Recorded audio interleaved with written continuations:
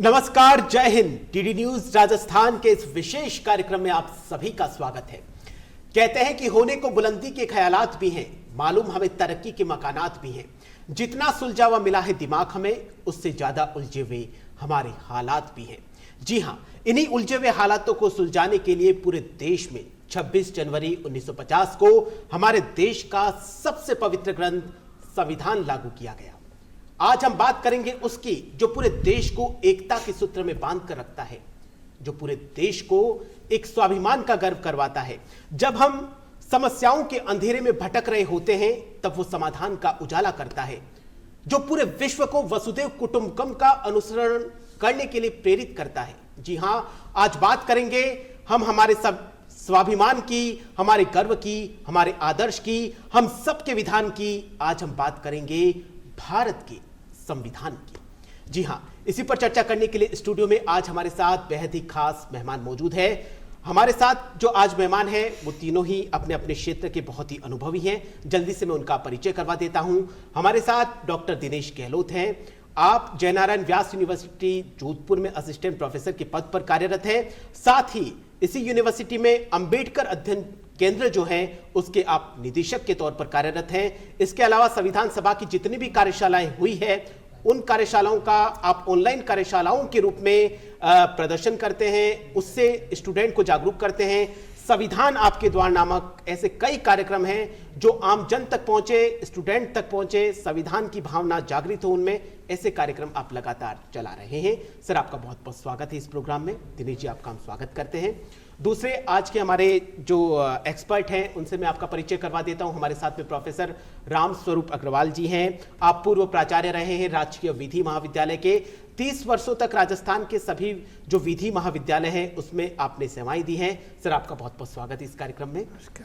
तीसरे आज के हमारे जो एक्सपर्ट हैं, हमारे साथ में एडवोकेट सुमित्रा चौधरी जी मौजूद हैं। आप राजस्थान हाई कोर्ट सहित हाई कोर्ट और सुप्रीम कोर्ट में पिछले 10 सालों से मुकदमे की बड़ी मुखरता के साथ पैरवी कर रही हैं। मैडम, आपका भी बहुत बहुत स्वागत है आज के इस कार्यक्रम में। चलिए आप तीनों के साथ में चर्चा को शुरू करें, उससे पहले देखते हैं ये विशेष रिपोर्ट।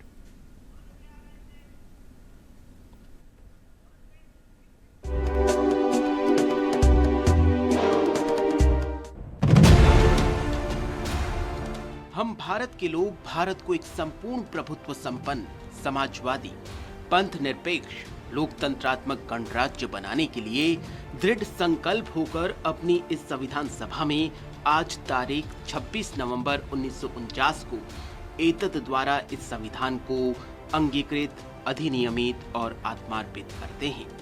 जी हाँ, भारतीय संविधान की आत्मा कही जाने वाली प्रस्तावना के ये शब्द हर भारतीय में एक नई ऊर्जा व एक नया विश्वास पैदा करते हैं।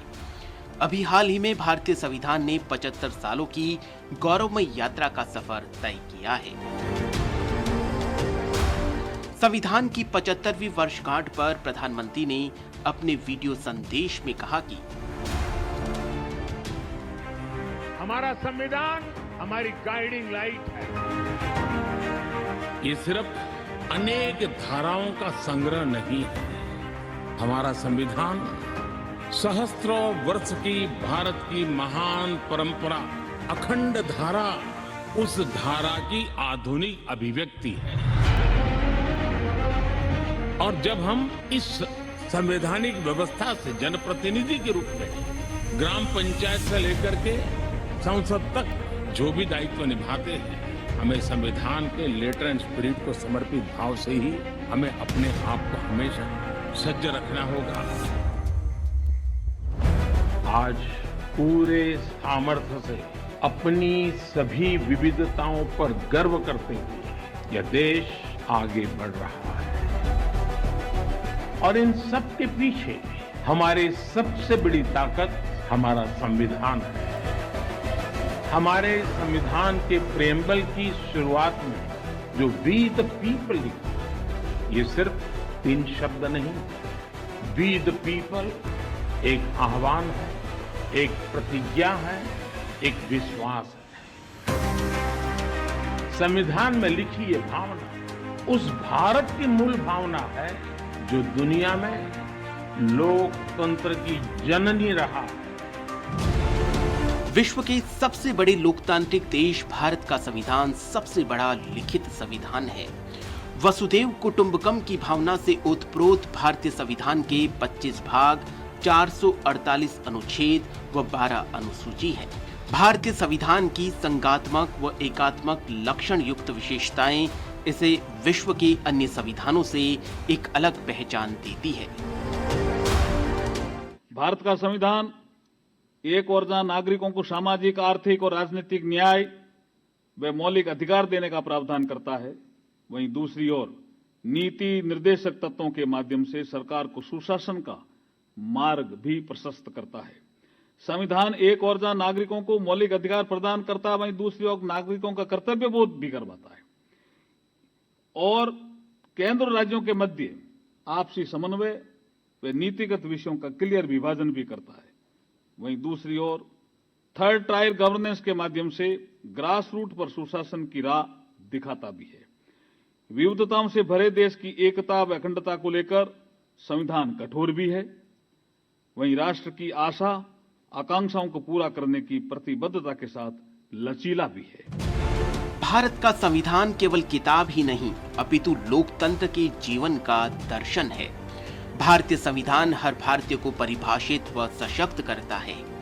हमारे संविधान निर्माताओं की दूरदर्शिता का ही परिणाम है कि हमारा संविधान नागरिकों के अधिकारों व कर्तव्यों को सुनिश्चित करता है। हर भारतीय को हमारे संविधान पर गर्व है।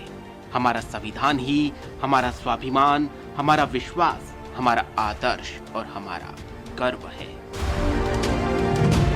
ब्यूरो रिपोर्ट, दूरदर्शन समाचार, जयपुर।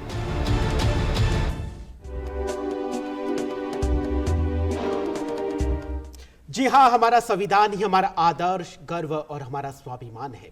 चलिए चर्चा को शुरू करते हैं। सर, सबसे पहले आप तीनों से मेरा एक प्रश्न यही रहेगा, इसी प्रश्न के साथ में हम शुरुआत करते हैं।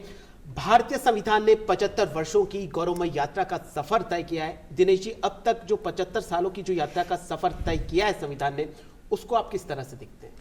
देखिए, निसंदेह रूप से हम लोगों के बारे में लोग क्या कह रहे थे। देश की आज़ादी से पहले कहा जा रहा था कि कैसा भारत, आज़ादी दे दी तो ये टूट जाएगा, यहाँ पर कोई लोकतंत्र की संभावना नहीं है। 75 वर्षों में हमने एक बार नहीं अनेकों बार इस बात को साबित किया है कि भारत दुनिया का सबसे बड़ा लोकतांत्रिक देश है। और जब भारत को लोकतंत्र की जब जननी कहा जाता है तो हमारी 75 वर्षों की जो यात्रा है वो बार बार इस बात को साबित करती है। जी बिल्कुल, और इससे बड़ा गर्व महसूस होता है। सुमित्रा जी, आप 75 सालों की जो संविधान की यात्रा है उसको किस तरीके से? 75 वर्षों में हमारे संविधान ने बहुत प्रोग्रेस किया है। मतलब जो संविधान 2 साल 11 महीने की मेहनत के बाद बना था, उस संविधान को हमने इम्प्रोवाइज किया है, वो प्रोग्रेस की तरफ ही बढ़ा है। और वो जितना स्ट्रॉन्ग है आज, भारत के संविधान जितना स्ट्रॉन्ग आई डोंट थिंक कि पूरे दुनिया में कोई और संविधान होगा। जबकि ये इतना विस्तृत है, उसके बावजूद भी ये बहुत स्ट्रॉन्ग है और दिन ब दिन ये प्रगतिशील बनता जा रहा है। जी, प्रगतिशील और समावेशी हमारा संविधान है। रामस्वरूप जी, आप किस तरीके से देखते हैं संविधान की 75 सालों की इस यात्रा को? देखिए, जब भारत आज़ाद हुआ तो भारत में ऐसे क्षेत्र भी मिलाए गए जिनमें राजाओं का राज था और ऐसे क्षेत्र भी मिलाए गए जो सीधे अंग्रेजों के अधीन थे। तो विश्व को ये लग रहा था कि ये कुनबा कितना चल पाएगा, और यहाँ पर शिक्षित समाज की वो भी कम था यहाँ पर, तो ये भी एक संभावना थी। लेकिन पिछले 75 वर्षों में हमारे भारत के लोगों ने ये सिद्ध कर दिया कि ये गणतंत्र विश्व का श्रेष्ठ गणतंत्र है और लगातार संविधान के आधार पर हम प्रगति कर सकते हैं। हमारे समाज के जो पिछड़े लोग थे उनको संविधान ने अधिकार दिए और उस अधिकार के माध्यम से जो वंचित वर्ग था वो भी प्रगति की दौड़ में साथ आया है। मैं समझता हूँ इस दृष्टि से संविधान का बहुत बड़ा योगदान है। जी, बहुत बड़ा योगदान है। विश्व के सबसे बड़े लोकतांत्रिक देश भारत का सबसे बड़ा लिखित संविधान है। दिनेश जी, आपसे ये जानना चाहेंगे कि जो संविधान बनने की जो यात्रा है वो किस तरीके से शुरू हुई?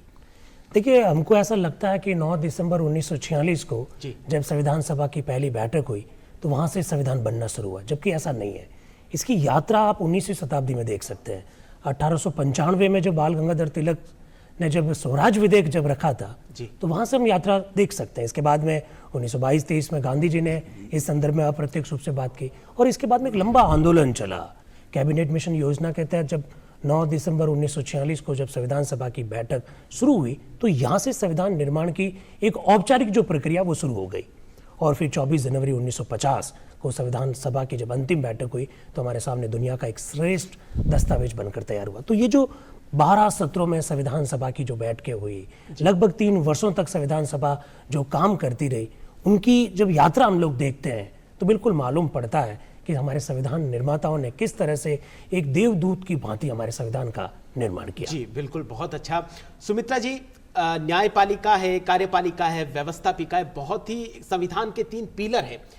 क्योंकि आप एडवोकेट हैं तो आप न्यायपालिका की जो भूमिका है संविधान की सुरक्षा के लिए, वो कितनी कुछ महत्वपूर्ण भूमिका है? जी, संविधान ने बहुत अच्छी बात जो है, जो अभी दिनेश जी भी बता रहे थे कि बहुत टाइम लगा था इसको बनाने में, और जो हमारी कॉन्स्टिट्यूएंट असेंबली थी जो इसको बनाने में महत्वपूर्ण थी, उन्होंने बहुत इसमें अपना सोल डाल के सारे पक्षों को देखा। और जो इंडिपेंडेंस है, जो एग्जीक्यूटिव, लेजिस्लेटिव और जुडिशरी की इंडिपेंडेंस है, ये एक बहुत इम्पॉर्टेंट पार्ट है हमारे संविधान का, जहाँ पे जुडिशरी को इतनी इंडिपेंडेंस दी गई है कि वो बाकी जो पार्ट्स हैं उनके ऊपर अपना चेक रख सके। जी। तो और जुडिशरी इस चीज़ में काफ़ी कामयाब भी रही है कि जहाँ पे हमारे कोई भी फंडामेंटल राइट का वायलेशन है या जो स्टेट है जिसकी जो जिम्मेदारी है उसको पूर्ण करने के लिए उनके जहाँ पे इंटरवेंशन की ज़रूरत है, जहाँ पे बीच में आने की ज़रूरत है, उन्होंने डेफिनेटली उसमें बहुत अपना इम्पॉर्टेंट क्रूशियल रोल निभाया। जी जी बिल्कुल। रामस्वरूप जी, पूरे विश्व का एकमात्र संविधान ऐसा है जो वसुधैव कुटुंबकम की भावना से ओतप्रोत है, और जो संविधान की जो मूल प्रति है उसमें भी सर्वधर्म समभाव का संदेश दिया गया है। क्या कहना चाहिए? देखिए, संविधान की जो पहली प्रति है जी, वो हस्तलिखित है जी, अंग्रेजी में भी और हिंदी में भी। और उस संविधान की प्रति में 22 चित्र भारत के इतिहास को दर्शाते हुए, भारत की सभ्यता संस्कृति के, भारत के विकास की यात्रा को दर्शाते हुए उसमें दिए गए हैं। तो उन चित्रों में वैदिक कालीन गुरुकुल का चित्र भी है, तो नालंदा विश्वविद्यालय में अध्ययनरत छात्रों का चित्र भी है। उसमें रावण को युद्ध में हराने के बाद प्रभु राम लौटते हैं सीता और लक्ष्मण के साथ, वो भी है। तो कुरुक्षेत्र के क्षेत्र में गीता का ज्ञान देते हुए कृष्ण का चित्र भी है। उसमें भगवान महावीर, भगवान बुद्ध का चित्र भी है। तो ऐसे चित्र हैं, महात्मा गांधी का चित्र है, शिवाजी का है, गुरु गोविंद सिंह का चित्र है। तो ये चित्र भारत के इतिहास को, भारत की संस्कृति को दर्शाते हैं। उसमें सुभाष चंद्र बोस का चित्र भी है। तो मैं समझता हूँ इन चित्रों के माध्यम से सर्वपंथ समभाव की बात तो बढ़ाई ही है, और भारत की संस्कृति को, भारत के इतिहास को संविधान से भी जोड़ा गया है और आधुनिक रूप में उसको प्रस्तुत किया गया है। जी, कुल मिलाकर हमारा जो संविधान है वो सांस्कृतिक विरासत को भी सहेज कर चल रहा है, जो पूरे देश ही नहीं बल्कि पूरे विश्व को एक नया जागृत करने वाला संदेश देता है। सुमित्रा जी, संविधान में लगातार परिवर्तन हुए हैं, संशोधन हुए हैं। ऐसा ही अभी कुछ ही दिनों पहले हुआ कि जो न्याय की देवी है उसमें भी परिवर्तन किया गया। उससे क्या कुछ लगता है आपको, क्या संदेश जा रहा है भारतीय नागरिकों के समक्ष? जी, जो न्याय की मूर्ति, न्याय की देवी हैं, उनका जो अभी चेंज हुआ है रिसेंट में, तो देशवासियों को ये संदेश दिया गया है कि न्याय की जो देवी है उनकी आंखों पर से पट्टी हटा दी गई है, ये बताते हुए कि कानून अंधा नहीं है, कानून सब देख सकता है और देख समझ के न्याय करेगा। सो जो संविधान की किताब है, क्योंकि संविधान जो है हमारे देश का सुप्रीम लॉ है, सो संविधान के बाहर कोई नहीं जा सकता, संविधान के साथ छेड़छाड़ कोई नहीं कर सकता। तो संविधान के जो फंडामेंटल राइट्स है, जो हमारी मूल वैल्यूज हैं, उनको प्रोटेक्ट करते हुए, तो इसीलिए एक हाथ में संविधान और दूसरे हाथ में तराजू, जो ये बताता है कि हम कैसे संविधान को और हमारे न्याय को बैलेंस करेंगे, कैसे उनके वैल्यूज को प्रोटेक्ट करेंगे। जी जी बिल्कुल। दिनेश जी, समय काल परिस्थितियां जब संविधान बन रहा था तो अपने आप में उस वक्त देश संघर्ष के दौर से भी गुजर रहा था, तो आपसे ये जानना चाहेंगे कि उस वक्त की क्या कुछ समय काल परिस्थितियां रही जिस समय संविधान का निर्माण हुआ था? मैं अक्सर ये कहता हूँ कि आंखें जिसे देख नहीं सकती, दिल उसके लिए रोता नहीं है। तो हमारी संविधान का जो निर्माण जिन परिस्थितियों में हुआ, जिसकी आप चर्चा कर रहे हैं, उस दर्द को समझना मुझे लगता है कि आज के इस कार्यक्रम का एक उद्देश्य भी होना चाहिए। जी, सांप्रदायिक दंगे निसंदेह रूप से देश में उस समय हो रहे थे। एक बहुत बड़ी समस्या जिसकी और रामस्वरूप जी ने भी इशारा किया था कि देशी रियासतों का विलय किया गया। तो देशी रियासतों का विलय एक बहुत बड़ी चुनौती थी। सरदार वल्लभ भाई पटेल जैसे व्यक्ति देश के पहले गृह मंत्री थे, देशी रियासतों का विलय करना एक बहुत बड़ी चुनौती के रूप में था और हमने उनका चुनौती का सामना किया। इसके अलावा जो हमारे आदिवासी भाई बहन हैं, उनकी एक विशेष प्रकार की संस्कृति रही है, तो उनकी विशेष संस्कृति को भावी संविधान में किस तरह से संरक्षित किया जाएगा, ये एक बहुत बड़ी चुनौती थी। इसके अलावा देश में जिस तरह से आज़ादी से पहले जाति प्रथा रही है, जिस तरह से समाज का एक बड़ा भाग ऐसा था जो मुख्य धारा में नहीं था, उनको मुख्य धारा में लाना, उनकी आकांक्षाओं को पूरा करना, ये सब हमारे सामने एक चुनौती के रूप में थी। इसके अलावा एक और विषय है, भाषा का विषय। मुझे लगता है कि संविधान सभा में जो 167 डेज जो बहस हुई है, उसमें सबसे ज़्यादा अगर बहस किसी एक विषय पर हुई है तो वो है भाषा। भाषा को लेकर बहुत सारे मतभेद थे, लेकिन जब हमने 14 सितंबर 1949 को जब 14 भाषाओं को हमने जब 8वीं अनुसूची में शामिल किया, बाद में इनकी संख्या बढ़कर 22 हो गई, ये भी एक बहुत बड़ी चुनौती थी। तो इस प्रकार की चुनौतियों का सामना करते हुए हमने एक ऐसा समावेशी संविधान बनाया। इसी वजह से मैं अक्सर ये कहता हूँ कि हमारे संविधान निर्माता कोई सामान्य व्यक्ति नहीं थे, वो देवदूत थे। जी बिल्कुल, समय काल परिस्थितियां वाकई में बहुत संघर्ष भरी रही और उसमें एक ऐसा संविधान जो विश्व के सबसे बड़े लोकतांत्रिक देश को प्रतिनिधित्व दे रहा है, प्रतिनिधित्व कर रहा है, तो वाकई में बहुत ही महत्वपूर्ण था। रामस्वरूप जी, संविधान की शुरुआत होती है प्रस्तावना से। हम भारत के लोग भारत को एक संपूर्ण प्रभुत्व संपन्न समाजवादी पंथ निरपेक्ष और लोकतंत्रात्मक गणराज्य बनाने के लिए आज आह्वान करते हैं। तो जो जब संविधान की प्रस्तावना को जोड़ा गया, जो पूरी संविधान की आत्मा कही जाती है, उसको प्रस्तावना को लेकर क्या कुछ लगता है आपको, क्या कुछ संविधान के लिए लिहाज से कितनी कुछ महत्वपूर्ण भूमिका निभाती है? देखिए, प्रस्तावना पर जब विचार हुआ था तो संविधान सभा के कई सदस्यों ने, विशेष करके सेठ गोविंद दास ने और कामत जी ने, जे.बी. कृपलानी जी ने कहा कि ये जो प्रस्तावना हमारे सामने रखी गई है, जो संविधान सभा में नेहरू जी के द्वारा जो उद्देश्य प्रस्ताव रखा गया था, उसी के आधार पर जो बनी थी, तो उनका कहना था कि इस प्रस्तावना में भारत के वैदिक काल से लेकर अब तक के जो जीवन मूल्य हैं, जो सिद्धांत हैं, वो ही प्रकट हुए हैं। तो हम इस प्रस्तावना का स्वागत करते हैं। देखिए, मेनका गांधी के केस में सुप्रीम कोर्ट के जज जस्टिस भगवती ने भी ये बात कही कि वैदिक काल से इस देश के जो मूल्य हैं वो हमारी प्रस्तावना में और हमारे संविधान में प्रकट हुए हैं। तो प्रस्तावना में जो न्याय की बात कही गई है, समानता की बात कही गई है, बंधुता की बात कही गई है, तो देखिए हमारे यहाँ पर वेदों में ये आता है कि ये मेरा है, ये पराया है। ये छोटे दिल के लोग सोचते हैं, जो बड़े दिल के लोग हैं वो तो वसुधैव कुटुंबकम की बात करते हैं। तो यही हमारे प्रस्तावना में और भारत के संविधान में ये बात प्रकट हुई है। जी दिनेश जी, भारतीय संविधान की बहुत ही महत्वपूर्ण व्यवस्था, महत्वपूर्ण विशेषता कह सकते हैं हम कि संविधान में संघात्मक लक्षण भी है, एकात्मक लक्षण ही है, जो पूरे विश्व के संविधान में भारतीय संविधान को अपनी एक अलग भूमिका में निभा पाते हैं। नहीं, निसंदेह रूप से वैसे तो भारत संघात्मक शासन व्यवस्था वाला देश है, लेकिन देश के संविधान की खूबसूरती ये है कि अगर आप भारत के संविधान के अनुच्छेद 395 भी देखेंगे तो आपको कहीं पर भी संघात्मक शासन जैसी शब्दावली लिखी हुई दिखाई देगी। जबकि सुप्रीम कोर्ट ने Kesavananda Bharati versus state of the Kerala 1973 के मामले में संघात्मक शासन व्यवस्था को संविधान का आधारभूत ढांचा माना।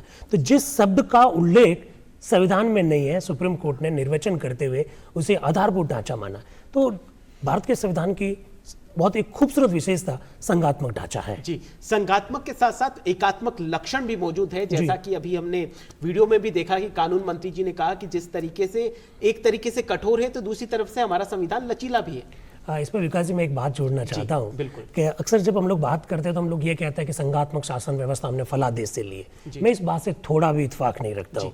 भारत के संविधान की सबसे बड़ी खूबसूरती यही है कि जब हमने संघात्मक शासन व्यवस्था को जब अपनाया था तो हमने इस बात को बिल्कुल इस ध्यान रखा कि भारत की परिस्थितियां किस प्रकार की है। जो आप विधि मंत्री जी का जिस कोटेशन की बात कर रहे हैं कि भाई एकात्मक विशेषता, यही संविधान की खूबसूरती है कि हम संघात्मक ढांचा का दावा करते हैं, संघात्मक ढांचा है, लेकिन उसमें बहुत सारी ऐसी बातें हैं जो एकात्मक शासन व्यवस्था वाली है। तो संघात्मक के साथ एकात्मक है, लेकिन अगर प्रिंसिपली आप कहेंगे तो हम संघात्मक शासन व्यवस्था वाले ही है। जी बिल्कुल। सुमित्रा जी, अभी हाल ही में जो 3 नए आपराधिक कानून लागू किए हैं, जो अंग्रेजों ने अपने स्वार्थ की पूर्ति के लिए जो कानून बनाए थे, सरकार नरेंद्र मोदी जी की जो सरकार है उन्होंने उस ढांचे को हटाते हुए 3 नए आपराधिक कानून बनाए, उसको लेकर क्या कुछ महत्वता है, क्या कुछ परिदृश्य में बदलाव आया है, ये आपसे जानना चाहेंगे। जी, जो 3 नए कानून हैं ये काफ़ी टाइम से डिस्कशन चल रहा था कि इस तरह जो प्रोसीजर्स है, ये जो लॉ है, ये काफ़ी पुराने हैं और आज के टाइम में इसकी रेलेवेंस जो एक्सेस टू जस्टिस है या जो स्पीडी जस्टिस की बात हम करते हैं वो कहीं ना कहीं इफ़ेक्ट हो रहा है और ये काफ़ी पुराने हो गए हैं। तो अब जब ये नए कानून आए हैं तो हम देखते हैं कि आज के टाइम में इसकी रेलेवेंस जो है वो काफ़ी है। आज के टाइम के क्राइम या आज के टाइम के जो प्रोसीजर्स हैं, इंक्लूडिंग जो हमारी कोविड के बाद ये जो ऑनलाइन प्रेजेंस हुई है, सो ये सब को कवर करते हुए इन नए कानूनों ने काफ़ी सारे ऐसी प्रोविजंस दिए हैं जिससे एक्सेस टू जस्टिस लोगों के लिए आसान हो जाए और जो बहुत सारी चीज़ें कवर नहीं हुई थी वो सारे प्रोविजंस ऑफ लॉ भी अब प्रॉपरली कवर किए गए हैं। जी, तो आपको लगता है क्या कुछ परिदृश्य जो है पूरे भारत का परिदृश्य है, उसमें जो उनका भविष्य देख रहे भारतीय नागरिकों का, उससे बहुत हद तक रियायत मिलेगी, काफ़ी कुछ फ़ायदा मिलता हुआ? जी, जो कानून है और जो सोसाइटी है वो दोनों हाथ मतलब एक साथ चलते हैं, वो अलग चल ही नहीं सकते। तो जैसे जैसे हमारी सोसाइटी में बदलाव आता है वैसे वैसे कानून में बदलाव की ज़रूरत होती है। बहुत सारी ऐसी नई चीज़ें हैं, जब से टेक्नोलॉजी आई है उसके बाद बहुत सारी जो नई चीज़ें हैं जो नहीं थी पहले हमारे परिदृश्य में, अब वो आ गई हैं, तो बहुत ज़रूरी है कि उनके लिए प्रोविजंस हो। और चूंकि अब उनके लिए प्रोविजन आ गया है तो एक्सेस टू जस्टिस भी आसान होगा और जल्दी रेजोल्यूशन मिलेगा सिटीजन्स को। जी, रामस्वरूप जी, भारतीय संविधान ने जहां नागरिकों को एक तरफ मौलिक अधिकार दिए हैं तो दूसरी तरफ कर्तव्य दिए हैं, एक तरफ नीति निर्देशक तत्व भी है, मतलब संविधान ने बैलेंस चीजें रखी हैं, जनता के लिए भी सरकार के लिए भी।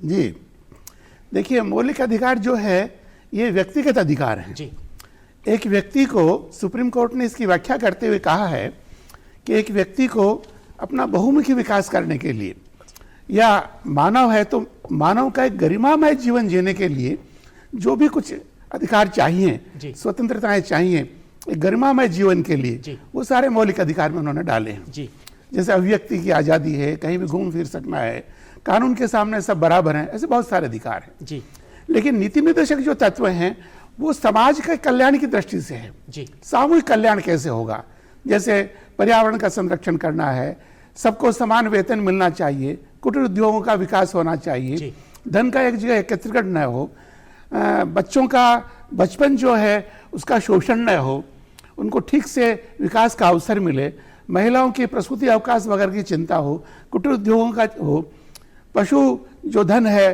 विशेषकर गोवंश उसकी हत्या रुके। तो इस प्रकार का जो सामूहिक समाज के कल्याण की जो बातें हैं वो नीति निर्देशक तत्व में है। जी, लेकिन मौलिक अधिकार को एक हम यदि उनका उल्लंघन होता है कानून के द्वारा या राज्य की नीति के द्वारा तो हम न्यायालय में जाकर के उनको लागू करवा सकते हैं।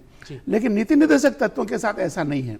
लेकिन वो ये लिखा गया है कि राज्य सरकार या केंद्र सरकार जो भी सरकार है वो अपनी नीति बनाते समय, विधि बनाते समय इनको लागू करेगी।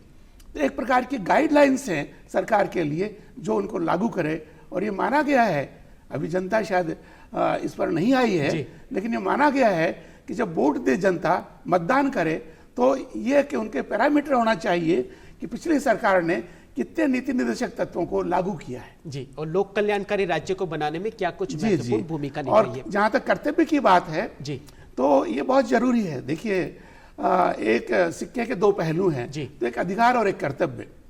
एक बार ये हुआ कि भाई व्यक्ति के कर्तव्य कितने हैं, सब लोगों से पूछा गया, और जब गांधी जी से पूछा गया तो उन्होंने कहा कि व्यक्ति का कोई कर्तव्य नहीं है, व्यक्ति का कोई अधिकार नहीं है, व्यक्ति केवल कर्तव्य है। तो कर्तव्य पर हमारी जो संस्कृति है वो कर्तव्य पर बहुत जोर देती है। तो वो भारत के संविधान में ये दिए हुए हैं और बहुत ही खूबसूरत कर्तव्य सारे सब दिए हुए हैं। हम तिरंगे का सम्मान करेंगे, हमारा जो राष्ट्रगान है उसका सम्मान करेंगे, हम महिलाओं का सम्मान करेंगे, उनके सम्मान के विरुद्ध कोई बात नहीं कहेंगे, हम पर्यावरण का, नदी जल इनका संरक्षण करेंगे। इस तरह की बहुत सारी बातें 11 कर्तव्य संविधान में दिए हुए। जी बिल्कुल, एक तरफ जहां अधिकार चाहिए तो निश्चित तौर पर हमें कर्तव्यों का पालन करना भी बेहद जरूरी है, वरना आप अधिकारों की भी मांग नहीं कर सकते। दिनेश जी, पूरे देश की जो रीढ़ की हड्डी है उसको युवा कहा जाता है, और 18 साल के जो युवा हैं उनको वोट देने का अधिकार जो दिया गया, इसको आप कितना महत्वपूर्ण मानते हैं भारत जैसे विविधताओं से भरे हुए राष्ट्र के लिए? जब संविधान बन रहा था तो संविधान सभा में इस विषय पर बहुत चर्चा हुई कि देश में मत का अधिकार किसको होगा जी। और मैं ये मानता हूँ, और डॉक्टर राजेंद्र प्रसाद जी ने भी अपने अंतिम उद्बोधन में ये बताया था कि वयस्क मताधिकार जो हम उपलब्ध करवा रहे हैं ये एक बहुत बड़ी क्रांति है। तो इनिशियल स्टेज में हमने 21 वर्ष की आयु रखा, बाद में हमने कॉन्स्टिट्यूशन में अमेंडमेंट किया 1985 में, और 21 वर्ष से एज घटाकर जो 18 वर्ष जो हमने किया, मुझे लगता है कि देश के युवाओं को ज़्यादा राजनीतिक सहभागिता का अवसर मिल रहा है। और ये भी एक तरह से क्रांतिकारी कदम ही कहा जाना चाहिए, क्योंकि 18 वर्ष की एक आयु ऐसी आयु होती है जिसमें बच्चा ये समझने लग जाता है कि उसके लिए कौन सा कैंडिडेट अच्छा होगा। तो राजनीतिक सहभागिता का जो अवसर दिया गया है वो अपना आप में एक क्रांतिकारी कदम है। और चूंकि हमारे देश के प्रधानमंत्री जी बार बार युवाओं का पार्टिसिपेशन जो है पॉलिसी मेकिंग में बात करते हैं, तो मुझे लगता है कि 21 वर्ष से घटाकर जो 18 वर्ष वाली जो आयु की गई है वो भी एक बहुत महत्वपूर्ण कदम है, क्रांतिकारी कदम है। दिनेश जी, जब हमारे देश की जो संविधान सभा है 18 वर्ष की आयु तय कर रही थी, जब हमारे जो दूसरे जो देश है, पड़ोसी देश है, वहां पर क्या कुछ चल रहा था? वहां पर क्या युवाओं के अधिकारों की रक्षा के लिए वहां का संविधान भी कुछ कर रहा था? देखिए, मैं एक बात यहाँ और कहना चाहता हूँ। मैं जब भारत के संविधान को जब दुनिया का सबसे खूबसूरत दस्तावेज कहता हूँ तो उसके पीछे कारण है जी। और उसमें ये कारण जिसकी और आप संकेत कर रहे हैं, एक्चुअली में आपने 18 वर्ष बोला, 21 वर्ष उस समय हमने तय किया था जी। आपको जानकर मतलब इतना अचंभित करने वाली बात है कि दुनिया का सबसे बड़ा लोकतांत्रिक देश कहलाने वाला अमेरिका 1776 में अपना संविधान लागू करता है, 1919 में महिलाओं को वोट देने का अधिकार देता है। इंग्लैंड, जिसने हम पर लगभग 190 वर्ष शासन किया, 1928 में महिलाओं को वोट देने का अधिकार देता है। स्वीडन, जिसका HDI इतना ऊंचा माना जाता है, 1971 में आकर महिलाओं को वोट देने का अधिकार देता है जी। और हम वो लोग हैं जिनकी हमारी जो पुरानी जिसकी सभ्यता की और इशारा रामस्वरूप जी कर रहे थे, हमारी जो उचित स्थान दिया। और जब संविधान लागू हुआ, from very first of day हमने सबको समान अधिकार देते हुए अनुच्छेद 326 के अंतर्गत वयस्क मताधिकार दिया। तो आप देखिए कि दुनिया के देशों में क्या चल रहा है। अमेरिका, इंग्लैंड और स्वीडन की मैंने आपको स्थिति बताई, और भारत में पहले दिन से ही हम लोगों ने वयस्क मताधिकार देते हुए सभी को राजनीतिक सहभागिता का अवसर दिया। जी जी, आपने जो जिक्र किया है कि महिलाओं की स्थिति को लेकर, रामस्वरूप जी मैं आपके पास में आना चाहूंगा।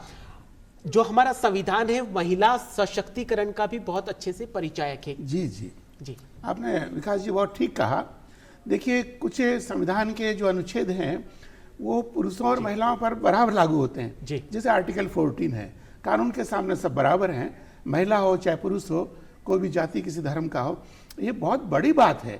देखिए, पश्चिम में महिला में, एक स्त्री में चेतना है, इसका भी बहुत देर बाद में भान हुआ उनको। पहले तो मानते थे कि स्त्री में चेतना ही नहीं है, केवल पुरुष में ही चेतना होती है। कितना बड़ा एक विरोधाभास था। लेकिन भारतीय संविधान में पहले दिन से इसकी खूबसूरती है कि महिला और पुरुष को समान माना गया जी। लेकिन जो गुलामी का जो काल था, हमारा पराधीनता का काल था, उसमें कुछ कारण ऐसे रहे। देखिए, वैदिक काल में महिलाओं को बड़ा सम्मान मिलता है। जो वेदों में जो रचना हुई है, कहते हैं 25-26 जो है महिलाओं का भी वेदों की रचना में योगदान रहा है। तो वो काल एक अलग था। लेकिन मध्यकाल में ऐसा हुआ कि आक्रांता यहाँ पर आए और कुछ कारणों से महिलाएं पीछे हो गई, पर्दा प्रथा हो गई, बाल विवाह शुरू हो गए, महिलाओं को स्कूल जाने से रोका गया। तो जब आज़ादी मिली तो ऐसा लगा कि महिलाएं समाज में कुछ पिछड़ रही हैं, और इसलिए आर्टिकल 15 और 16 में ये महिलाओं के लिए ये प्रावधान किया गया कि राज्य चाहे तो महिलाओं के विकास के लिए विशेष प्रावधान कर सकता है। जी। तो एक बड़ी बात थी कि महिलाओं के लिए विशेष प्रावधान करना ही है, उनको आगे लाना ही है, उनको पुरुष के बराबर उसको लाना जी, है। बिल्कुल पुरुष के बराबर महिलाओं को आगे लाना है। सुमित्रा जी से इसका जवाब ले लेते हैं। सुमित्रा जी, महिला सशक्तिकरण में संविधान ने बहुत ही अच्छे तरीके से भूमिका निभाई है, और उसी का उदाहरण आप आज हमारे बीच में रहकर पेश भी कर रही है। ये भी संविधान नहीं दिया है, क्या कहना चाहेंगे? बिल्कुल सही, और मैं एग्री करती हूँ डॉक्टर दिनेश के साथ और डॉक्टर अग्रवाल सर के साथ भी कि महिला सशक्तिकरण में जो संविधान का रोल रहा है, जो इक्वालिटी ऑफ लॉ आर्टिकल 14 ने कहा है, तो वहाँ उन्होंने पुरुषों और महिलाओं के बीच में कोई डिफरेंशिएट नहीं किया जी। और जब आर्टिकल 15 पे आते हैं तो डिस्क्रिमिनेट करने के अगेंस्ट उन्होंने हमें एक फंडामेंटल राइट दिया कि आपके खिलाफ कोई डिस्क्रिमिनेट नहीं कर सकता। जी। और रीसेंट जो एडिशन है इसमें जो हमारी सरकार है उनका एक जो बहुत इम्पोर्टेंट रोल रहा है वो है 33% आरक्षण पॉलिटिकल। जी।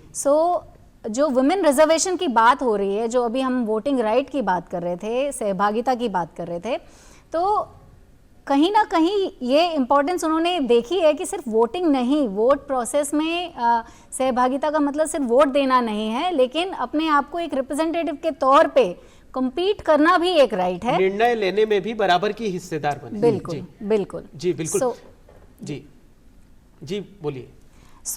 महिलाओं के सशक्तिकरण में डेफिनेटली हमारा जो संविधान है एक बहुत स्ट्रॉन्ग रोल प्ले कर रहा है, जो उन्होंने मौलिक अधिकारों में ही, फंडामेंटल राइट्स में ही, और जो फंडामेंटल ड्यूटीज जिसके बारे में अग्रवाल सर कह रहे थे कि फंडामेंटल ड्यूटीज हमें पता नहीं होती है, और जिसमें एक बहुत इंपॉर्टेंट ड्यूटी है कि जो फीमेल्स है उनकी डिग्निटी को प्रोटेक्ट करना। ना सिर्फ सिटीजन्स की ये ड्यूटी है बल्कि स्टेट की भी ये ड्यूटी है कि वो डिग्निटी को प्रोटेक्ट करे।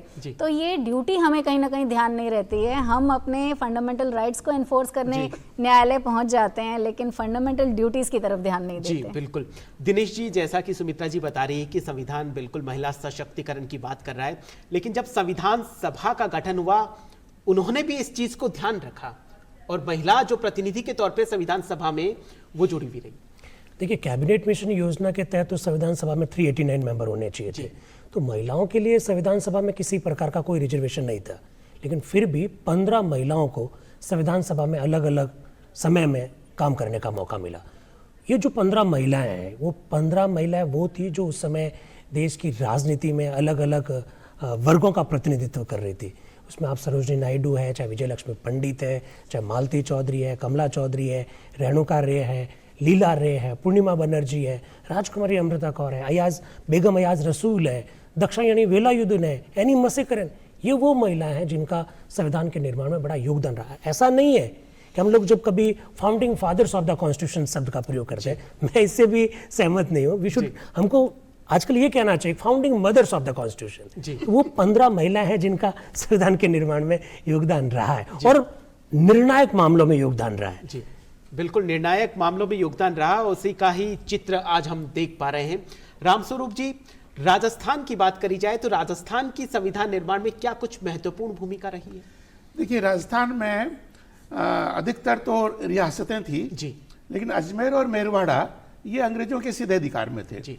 तो वहाँ से प्रतिनिधि गए और रियासतों के जो प्रमुख हैं उनको कहा गया कि वो अपने प्रतिनिधि भेजें।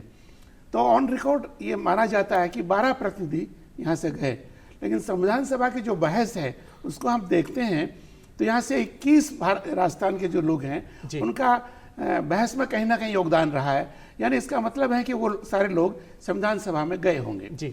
देखिए, राजस्थान का एक बहुत बड़ा योगदान है कि वीटी कृष्णमाचारी जो जयपुर स्टेट के प्रतिनिधि थे वो संविधान सभा के उपाध्यक्ष चुने गए जी। इस रूप में बहुत बड़ा योगदान है। और जैसा कि मैंने पहले कहा था कि संविधान सभा में शांति निकेतन के जो नंदलाल थे, बोस थे, उन्होंने सारा एक चित्रों से उसको सजाया। तो उनके साथ राजस्थान के कृपाल सिंह जी शेखावत जी, वो उनके साथ थे और उनका संविधान को सजाने में, उनके चित्रांकन करने में उनका भी एक बहुत बड़ा योगदान है जी। तो हम इस पर राजस्थान के लोग गर्व कर सकते हैं कि हमारा भी योगदान है जी। और जो लोग वहां थे उन्होंने, बहुत सारे हमारे प्रतिनिधियों ने सक्रिय होकर के भाग लिया जी। बिल्कुल, हर राज्य के प्रतिनिधि ने अपनी बराबर जिम्मेदारी निभाई थी। सुमित्रा जी, ये भी राजनीतिक विश्लेषक हो या फिर विश्लेषकों का कहना है कि जो संविधान है उसको वकीलों का स्वर्ग कहा जाता है। जी बिल्कुल सही है। संविधान जो है वो रूल ऑफ लॉ है और सुप्रीमेसी ऑफ लॉ है जी। तो हमारे लिए तो वही स्वर्ग है, वही एक डॉक्यूमेंट है जो हमारे अधिकारों को प्रोटेक्ट करता है। तो उसका जो इंटरप्रिटेशन है, बेसिकली उस इंटरप्रिटेशन के ऊपर न्याय व्यवस्था और जो न्यायालय हैं डिफरेंट लैंडमार्क जो जजमेंट्स देते हैं, उससे एक सिटीज़न की ज़िंदगी में जो उनके फंडामेंटल राइट्स है उस पर जो इम्पैक्ट पड़ता है। सो ये डेफिनेटली ये सब गाइड होता है कॉन्स्टिट्यूशन से।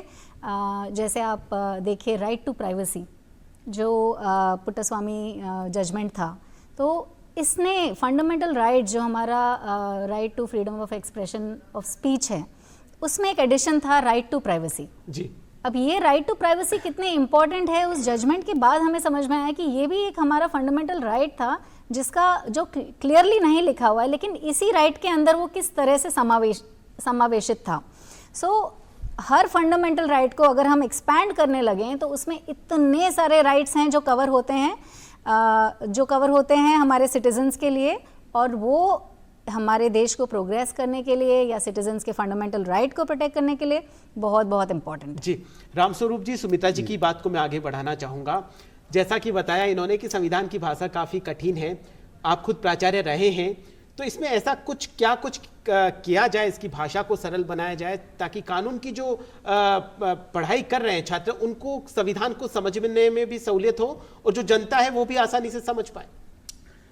देखिए, संविधान की भाषा मैं नहीं समझता कि बहुत कठिन है जी, लेकिन उनका न्यायालय के द्वारा जो इंटरप्रिटेशन होता रहा है वो बदलता रहा है। जी, जैसे आर्टिकल 21 है, right to life and personal liberty, उसमें कहा गया कि no person shall be deprived of right to life and personal liberty except procedure established by law. जी, कानूनी प्रक्रिया से हम किसी को उसके जीवन से भी वंचित कर सकते हैं। जी, अभी कानूनी प्रक्रिया क्या है, तो पहले गोपालन के केस में सुप्रीम कोर्ट ने कहा कि यदि कानून में कोई प्रक्रिया दी हुई है उसका पालन किया तो ठीक है, जी, लेकिन बाद में सुप्रीम कोर्ट ने कहा कि नहीं, वो जो प्रक्रिया दी हुई है that should be just and reasonable, वो उचित होनी चाहिए, न्यायुक्त होनी चाहिए। यदि वो प्रक्रिया न्यायुक्त नहीं है तो हम उसको ठीक नहीं मानेंगे। जी, तो अब ये जो इंटरप्रिटेशन आया है वो न्यायालय के द्वारा आता है, लेकिन जो अनुच्छेद की जो भाषा है मैं समझता हूँ कि वो बहुत कठिन नहीं है समझने के लिए, नए नए इंटरप्रिटेशन तो आते रहेंगे। जी, दिनेश जी आप क्या कुछ कहना चाहेंगे? संविधान की जो भाषा है, जो समझने में, जो कहते हैं कि सिर्फ जो एडवोकेट हैं, जो वकील हैं, वही उसको समझ सकते हैं, बाकी आमजन के लिए उसको समझना बहुत मुश्किल है।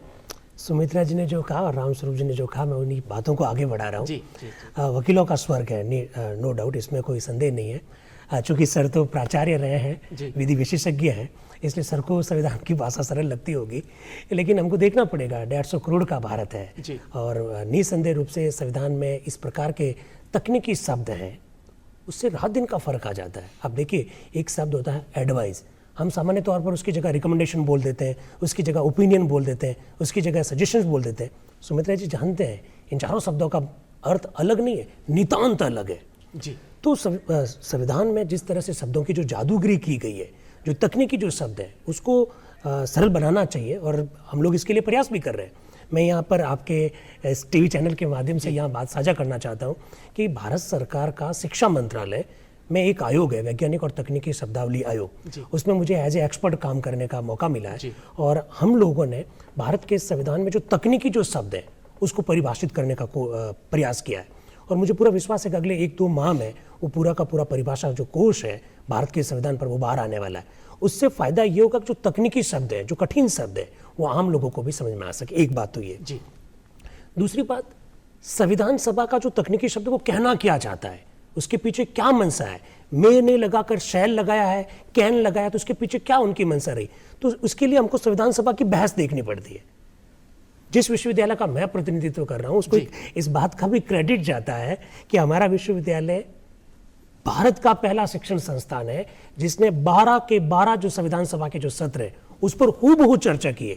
विकास जी, 12,000 पेजेस में वो चर्चा है जी, बहुत उन 12,000 पेजेस को हम लोगों ने संविधान सभा के किस मेंबर ने क्या कहा, उसके पीछे उनका क्या उद्देश्य था, डॉक्टर अंबेडकर उनके बारे में क्या राय रखते थे, ये सब रखा है। मुझे लगता है कि ये सब प्रयास ऐसे हैं जिससे कि संविधान का जो तकनीकी जो पक्ष है, उनके जो तकनीकी जो शब्द है वो आम लोगों को समझ में आएंगे, ऐसा मैं तभी आम लोगों के लिए भी संविधान स्वर्ग बन पाएगा एक तरीके से। जी जी जी जी जी बिल्कुल। मैं ये जोड़ना चाहता हूँ कि संविधान में जो मौलिक अधिकार दिए गए हैं, जो कर्तव्य दिए गए हैं, या नीति निर्देशक तत्व, ये 3 महत्वपूर्ण है और एक चौथा जो है वो प्रस्तावना। तो इसको जनता के सामने इसको बार बार रखा जाना चाहिए, स्कूल और कॉलेजेस में विद्यार्थियों को पढ़ाया जाना चाहिए। ये काम बहुत कम हुआ है जी। तो इस काम की आवश्यकता है कि संविधान को जनता के सामने लाया जाए। आजकल जो स्कूली पाठ्यक्रम है उसके पीछे भी अगर आप फ्रंट पेज और बैक पेज देखेंगे तो उसमें प्रस्तावना, मौलिक कर्तव्य, मौलिक अधिकार दिए गए हैं। एक इसमें यह हो सकता है कि जब प्रार्थना सभा हो तो ये हर स्कूल में कंपलसरी कर दे कि आपको प्रस्तावना का तो वाचन करना ही है। बहुत जरूरी है। जी, देखिए, जब 50 साल हो गए थे जी, तो गांव-गांव में और थोड़े बड़े शहरों में या कस्बों में भी चौराहों पर एक पत्थर लगा करके उसमें प्रस्तावना लिखी गई थी, लेकिन मैं नहीं समझता कि वहाँ के कितने लोगों ने उसको पढ़ा होगा। जी। तो जब तक लोगों को इकट्ठा करके और इन पर बातचीत नहीं की जाएगी तब तक लोगों तक ये बात पहुंचेगी नहीं। जी। तो ये बहुत जरूरी है। जी मैं विकास जी 2 बातें यहाँ जोड़ना चाह रहा हूँ। सर ने बहुत महत्वपूर्ण बात कही कि आप जब तक संविधान के बारे में चर्चा नहीं करोगे, मेरे व्यास विश्वविद्यालय को इस बात का भी श्रेय जाता है, हर शनिवार को जी स्कूल्स, कॉलेजेस या यूनिवर्सिटी कैंपस से बाहर जाकर हम भारत के संविधान पर चर्चा करते हैं, बच्चों से बातचीत करते हैं, संविधान पर घंटों तक हम लोग अपना व्याख्यान देते हैं। जी। इसके लिए हमने संविधान आपके द्वार जैसा एक कार्यक्रम भी बहुत चलाया। अच्छा है। उसके लिए हमने लगभग 30 से ज़्यादा हमने कार्यशालाओं का आयोजन किया। एक बात ये, दूसरी बात मैं यहाँ एक और जोड़ना चाहता हूँ, जिस तरह से हमने एनवायरनमेंट का पेपर अनिवार्य किया MC Mehta versus union of the India के जजमेंट के बाद में, क्या हम न्यू एजुकेशन पॉलिसी की जब बात करते हैं तो उसके अंतर्गत क्या हम भारत का संविधान का एक पेपर अनिवार्य पेपर के रूप में शामिल नहीं कर सकते? मुझे लगता है अगर ऐसा कर दिया तो जिस मौलिक कर्तव्य की बात हम तीनों बार बार जो कर रहे हैं, मौलिक कर्तव्य, मौलिक अधिकार, इन सब की जानकारी अगर आम आदमी को मिलने लग गई तो देश की आधी से ज्यादा समस्याएं और देश में 90% अपराध जो है वो कम हो जाएंगे अगर संविधान की जानकारी बिल्कुल बिल्कुल ऐसा होगा, क्योंकि हमारा संविधान प्रगतिशील विचारों का धनी है। सुमित्रा जी, जिस तरीके से दिनेश जी ने बताया कि संविधान आपके द्वारा हम कार्यक्रम चला रहे हैं, वैसे के वैसे न्याय आपके द्वारा कार्यक्रम चल रहा है, विधिक सेवा सहायता शिविर चल रहे हैं, तो इससे, क्योंकि आपने ग्रास रूट लेवल पे काम किया है, तो इससे जो जनता के लिए, जनता के समक्ष जो संदेश जा रहा है वो क्या कुछ दिखाई दे रहा है? संविधान की नॉलेज, जैसे डॉक्टर साहब बता रहे थे अभी, बिल्कुल सही है कि लोगों को अभी तक संविधान की प्रॉपर नॉलेज नहीं है, ना वो पढ़ने में इंटरेस्टेड है, ना उसको समझ पाते हैं, क्योंकि आपने कहा कि उसकी भाषा मुश्किल है। संविधान की भाषा कठिन नहीं है, लेकिन वो विस्तृत है। सो विस्तृत होने के पीछे कारण ये हैं कि क्या कुछ जो उस समय पे छूट गया होगा उसके लिए स्कोप है। तो जैसे पहले मैंने बताया था कि हमारे fundamental rights slowly and steadily रोज़ ऐड होते जा रहे हैं, तो हो सकता है कि उस समय पे भी संविधान निर्माताओं ने इस चीज़ को प्रेडिक्ट किया था कि आगे आने वाले समय में भी अगर कुछ जोड़ने की ज़रूरत पड़ेगी फंडामेंटल राइट्स पे, तो उसके लिए ये भाषा इस तरह की होनी ज़रूरी है कि ये चीज़ें ऐड कर पाएँ। जी। अब न्याय द्वार पर और जो संविधान है आपके द्वार, बहुत इंटरेस्टिंग इनिशिएटिव्स हैं और जागरूकता में ये एक माइलस्टोन है डेफिनेटली। बट संविधान को सिंपलर लैंग्वेज में भेजने के बजाय मैं ये सजेस्ट करूँगी कि जो हमारे संविधान से रिलेटेड, फंडामेंटल राइट्स से रिलेटेड कोई भी बातें जो हम करें उसको हम सरल लैंग्वेज में करें, उसको सरल भाषा में उनको समझाने की कोशिश करें। हमारे जो जजमेंट्स है वो सरल भाषा में आए ताकि पढ़ने वाला उस जजमेंट को क्लियरली समझ पाए, ताकि वो उसमें उलझ ना जाए कि जजमेंट एक्चुअली कह क्या रहा है।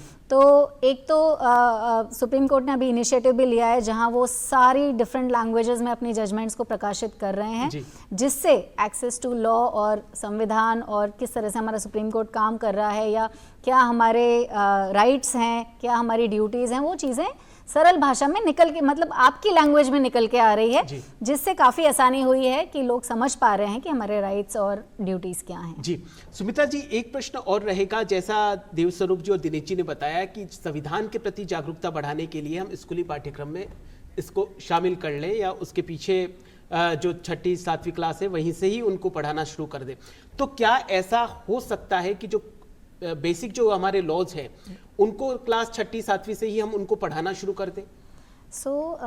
यहाँ पे मैं कहना चाहूँगी कि 8वीं से जो सोशल साइंस का करिकुलम होता है उसमें सिविक्स होता है। तो सिविक्स में एक बेसिक लेवल पे टच किया जाता है आपके लॉज को, फंडामेंटल राइट्स को, फंडामेंटल ड्यूटीज़ को, लेकिन उसको थोड़ा और डेप्थ में या फिर एग्जाम्पल्स के माध्यम से या फिर लेटेस्ट लॉज, अगर लेटेस्ट जजमेंट्स या इस तरह का कुछ करिकुलम में ऐड किया जाए जहाँ पे कि बच्चे इंटरैक्टिव हो पाएं, वो समझ पाएं। अभी के टाइम पे वो सिर्फ पढ़ के उस चीज़ को शायद अब्जॉर्ब नहीं कर पाते हैं, तो डेफिनेटली इस तरह का कोई इंटरैक्टिव चीज़ वहाँ पे आएगा तो उनके लिए ज़्यादा बेनिफिशियल रहेगा, जहाँ पे वो संविधान को समझ भी पाएंगे, उस चीज़ को याद भी रख पाएंगे।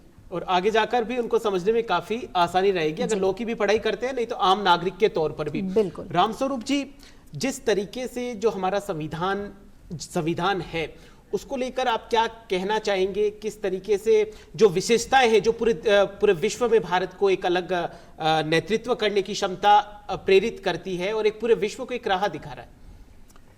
देखिए, संविधान में एक जो बंधुता की बात है जी। एक बहुत बड़ी बात है। और नेहरू जी ने संविधान सभा में जो उद्देश्य प्रस्ताव रखा था उसमें बंधुता नहीं थी।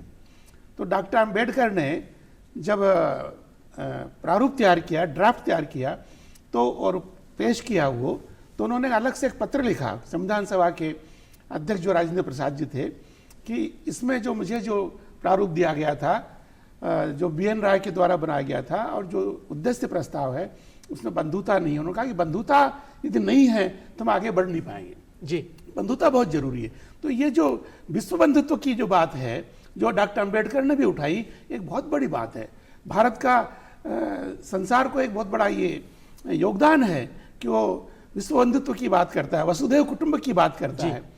आज जो बहुत सारी जो समस्याएं हैं वो इसलिए हैं कि राष्ट्र अपने आप में सिमटे हुए हैं और इसलिए आपस में झगड़े हो रहे हैं। यदि वो मान के चले कि विश्व हमारा एक कुटुंब है और हम एक बंधुता है, हमारा एक ब्रदरहुड है हमारी आपस में, और जैसा कि हमारे अनुच्छेद 51 में विश्व शांति की बात कही गई है, जो दूसरी संधियां हैं उनका हमको पालन करना ही है, इस तरह की बात की गई है। तो एक बहुत बड़ा योगदान है हम विश्व को आगे बढ़ाने में, विश्व में शांति स्थापित करने में। किसी भी देश की जो नागरिकता होती है वो उस देश के नागरिकों को जोड़ने की सबसे महत्वपूर्ण कड़ी है और भारतीय संविधान में एकल नागरिकता का प्रावधान किया गया है। और एकल नागरिकता को लेकर ही जो नागरिकता संशोधन विधेयक आया है उसको पारित किया गया और एकल नागरिकता के लिए जो चल रहा है देश में जो कानून बनाए गए उसको लेकर क्या कुछ इफेक्ट पड़ा है?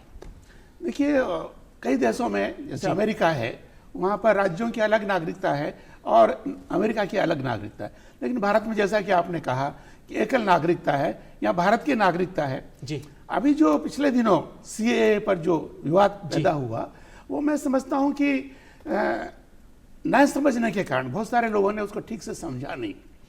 देखिए, भारत का जो विभाजन हुआ था तो भारत से बहुत बड़ी संख्या में लोग पाकिस्तान गए और पाकिस्तान से बहुत बड़ी संख्या में भारत आए। क्यों आए? क्योंकि एक आबादी पाकिस्तान में ऐसी रह रही थी जो समझ रही थी कि हमारा देश भारत है जी, और उनको एकदम से एक आगे तक भी छूट दी गई, एक तिथि तक भी, अभी नहीं आए, अब बाद में आ रहे हैं तो बाद में आ सकते हैं। जैसा कि आपने थोड़ी देर पहले संविधान की वसुधैव कुटुंबकम की भावना का जिक्र किया, मैं उसी पर आ रहा हूं मैं। तो वो उनको नागरिक माने गए।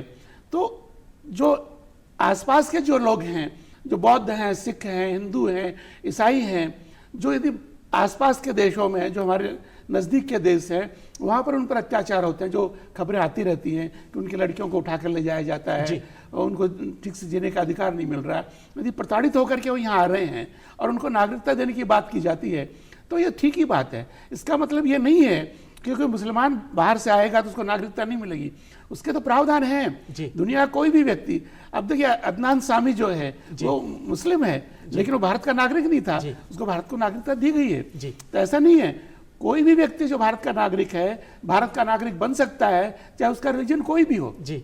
लेकिन जो पड़ोस में जो प्रताड़ित लोग हैं वो अपने इस देश को अपना समझते हैं, उनके लिए थोड़ा सा इजी कर दिया गया कि भारत के नागरिक बन जाए जी। तो ये मामला है जी। दिनेश जी, एक देश एक विधान की परिकल्पना, कश्मीर में अलग संविधान चलता था और देश में अलग संविधान चलता था, फिर 370 को हटाना, उससे क्या कुछ मेजर इम्पैक्ट आए हैं देश में? देखिए, जिस दिन संविधान लागू हुआ जी उस दिन से ये बिल्कुल ये स्पष्ट था कि अनुच्छेद 370 जो है वो अस्थायी है जी। तो इसको अब खत्म कब करोगे? एक वक्त आया, हमने खत्म कर दिया। मुझे लगता है कि जम्मू कश्मीर के लिए जो विशेष प्रावधान किए गए थे वो उस समय की परिस्थितियों के लिए किए गए थे और जब वो परिस्थितियां सामान्य हो गई इसी वजह से तो हमने उसको अस्थायी उपबंध में रखा था। तो मुझे लगता है कि अब एक देश एक संविधान जैसी ही स्थिति है।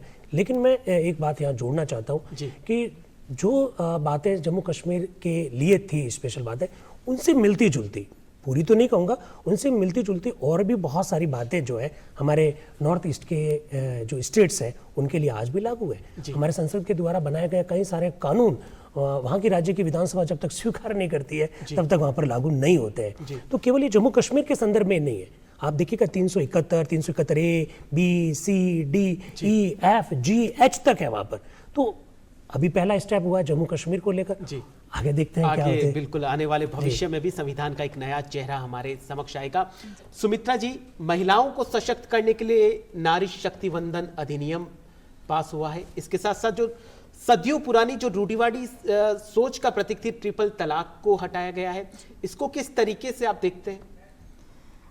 महिलाओं के सशक्तिकरण में स्पेशली ट्रिपल तलाक, उसके संदर्भ में कहना चाहूँगी कि जिस तरह से जुडिशरी ने इसको इंटरप्रेट करके मुस्लिम वुमेन को प्रोटेक्ट किया है, भले ही वो उनके पर्सनल लॉ से रिलेटेड था, तो इसमें एक स्टेप आगे जाकर मैं ये कहना चाहूँगी कि जो यूनिफॉर्म सिविल कोड है जिसकी हम काफ़ी टाइम से चर्चा कर रहे हैं या बात कर रहे हैं, वो आई थिंक अभी समय आ चुका है कि यूनिफॉर्म सिविल कोड आना चाहिए।